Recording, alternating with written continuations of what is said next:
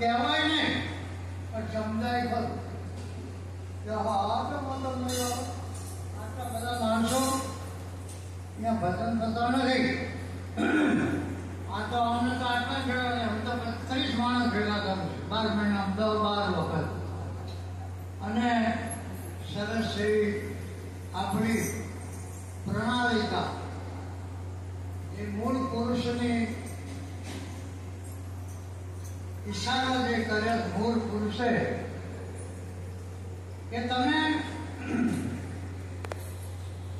આશ્રમ જે છે તમારું શરીરને જ બનાવવું. જો તમે મકાન બનાવો તો પીડા થશે એમ, અને તમારું શરીર આશ્રમ બને તો તમે નેક નિરાજને જાણી શકશો.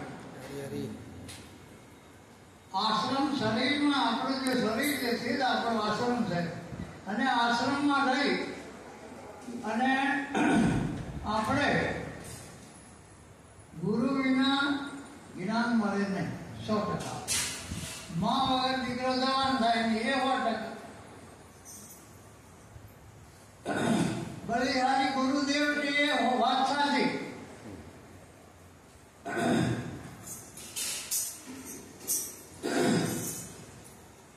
પ્રેમી મળે પારખું, પ્રેમી મળે પારખું.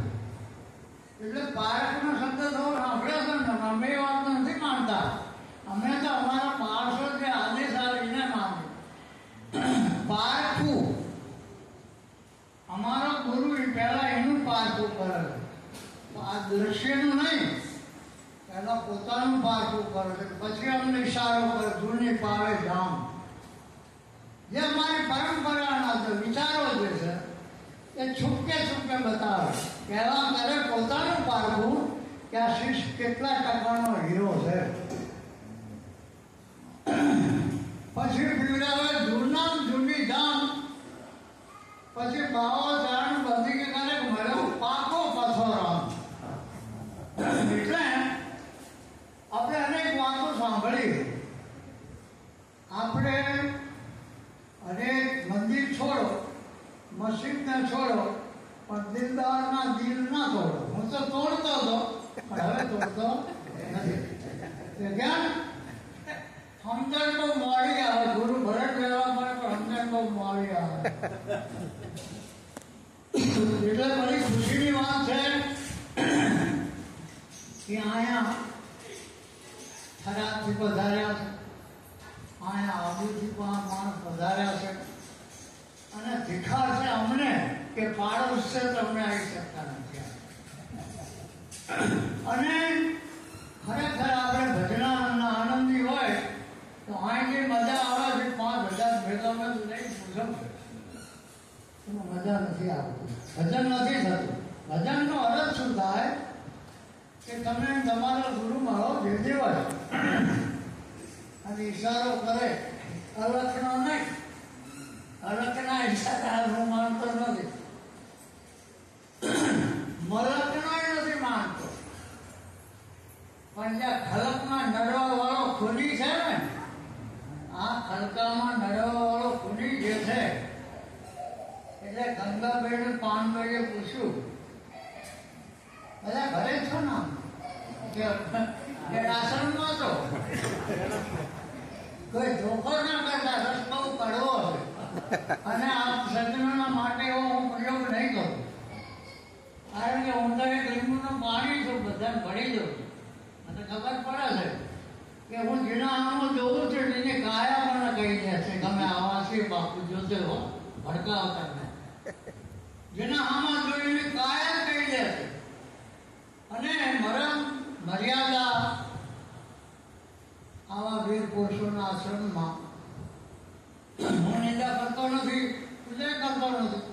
પૂજા ગુરુની થાય. ગુરુ જ ઈશ્વર છે. એટલે મારો ગુરુ એવું નહીં, બધાના ગુરુ જે છે, બધાના ગુરુ જે છે.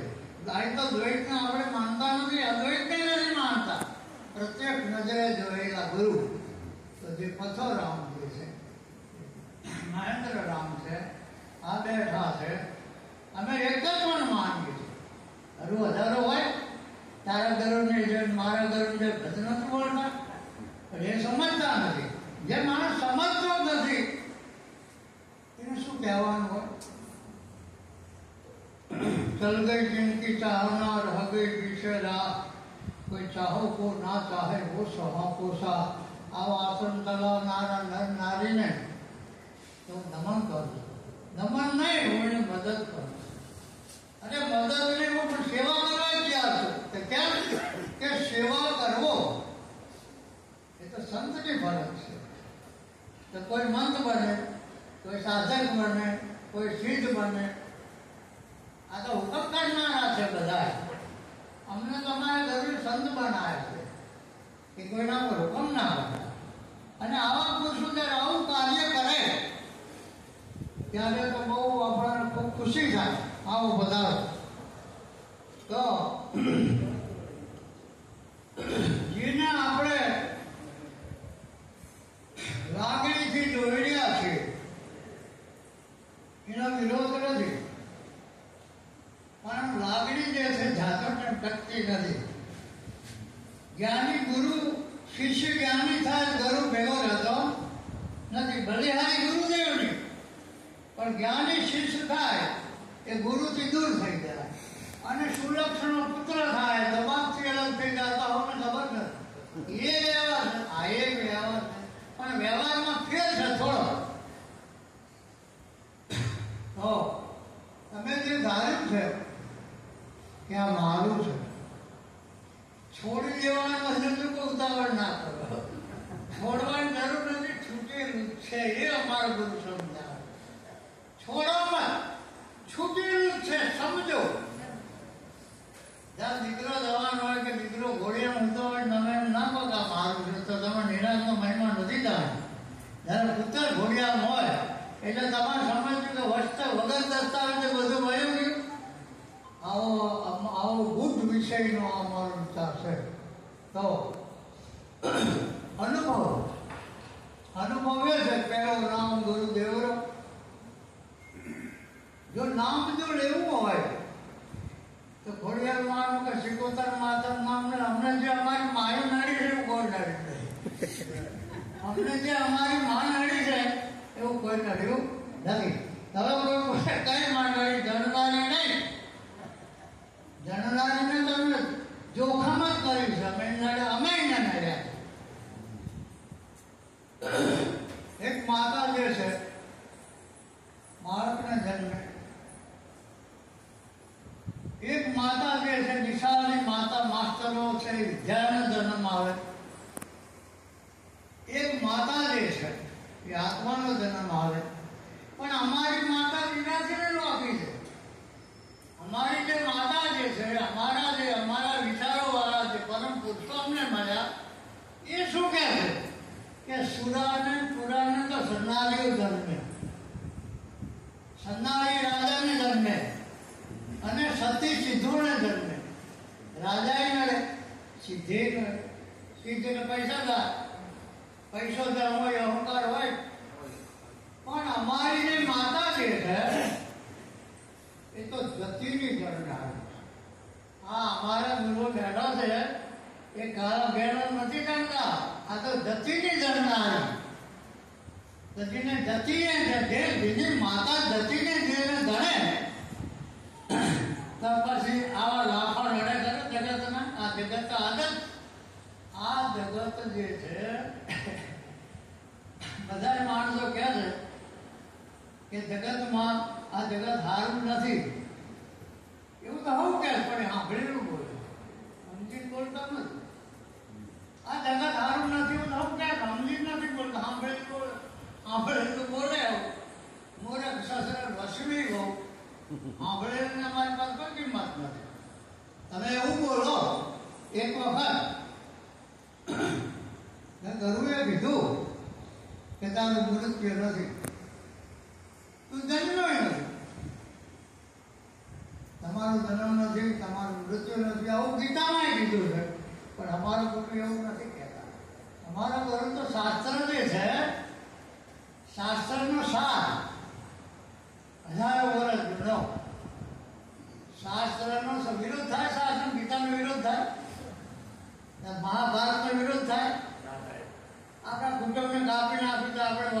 રહેતા અને મહાભારત બોલતા હતા અમે તો રોવા માંડીએ તો આગા ભેટ માનના એ વાત રોવાની નથી. મહાભારત એટલે જૂનું 1000 વર્ષની વાત અમારા ગુરુએ કરી નથી. અમારા ગુરુ તો એ કહે છે કે તમે તમને ઓળખો. અમે અમારા ગુરુને મળવા જઈએ છીએ, અમે અમારા ગુરુને નડવા જઈએ છીએ, અમે તો અમારા ગુરુ પાસે કંઈક સાધવા જઈએ, અમે અમને મળવા નથી જતા. અને અમે અમને મળવા ગયા ત્યારે અમે તમારા હામાં બેઠા છે, ગાદીએ નથી બેઠા, તમારા હામાં બેઠા કંઈક કહેવા માટે. એટલે આપણે ગુરુને જવું મળવા જાઓ, પણ જ્યારે તમે તમને મળવા જાઓ તો ગુરુ ગાદી સાથે થાય નહીં. એનું નામ ગુરુદેવનો, જેને જગ છોડાયો જોઈ. આ વાતને સજ્જન ને સુગઢ સમજે નહીં, ભલે મોટા વિદ્વાન હોય સમજે નહીં, પણ મારો ગુરુ કરે સાચું હોય. તો ગુરુ જે છે, હું એવું નથી કહેતો, કારણ કે હરેક માણસ જે છે, હરેક માણસ જે છે માતાને પૂજે એનો વિરોધ નથી.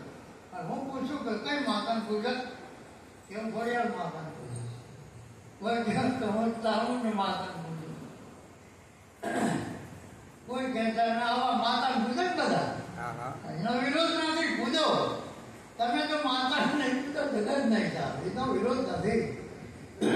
પણ અમે એ માતાને પૂજીએ છીએ, ગુરુ માતાને, જેને ગતિને ગણ્યા. અને શબ્દ ત્યારે જ લાગે તમને, समझ की पार है सार समझदारों समझनहार के देखो.